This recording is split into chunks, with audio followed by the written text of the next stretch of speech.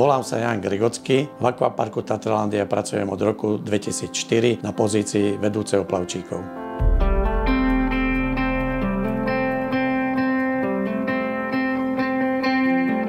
Skôr, než otvoríme brány Tatralandie pre návštevníkov, naša práca obnáša aj určité úkony, ktoré musíme vykonať pred zahájením činnosti našej práce.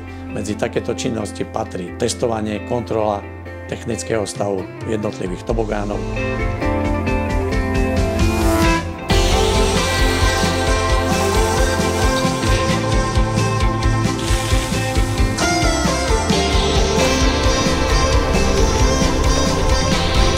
čistenie bazénov, vysávanie bazénov, aby areál bol čistý a bezpečný.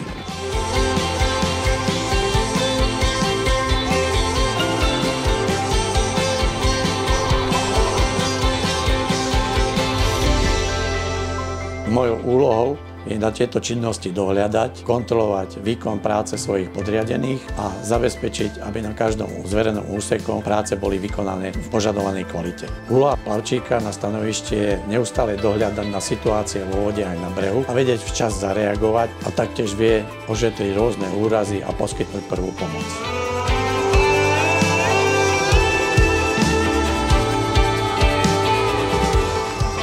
Teraz privolajte pomoc. Odstráňte všetok odev z hrudníka pacienta.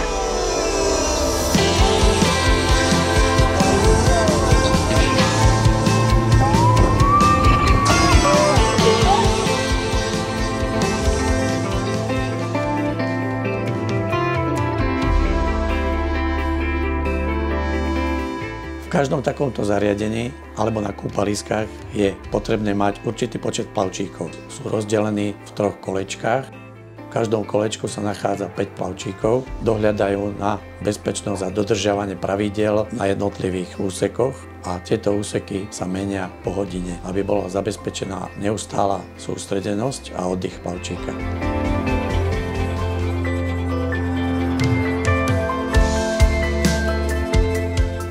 Práca plavčíka je poslaním. Môže ju robiť človek, ktorý k tejto práci má vzťah. Ja tú prácu neberiem ako prácu, ale ako poslanie.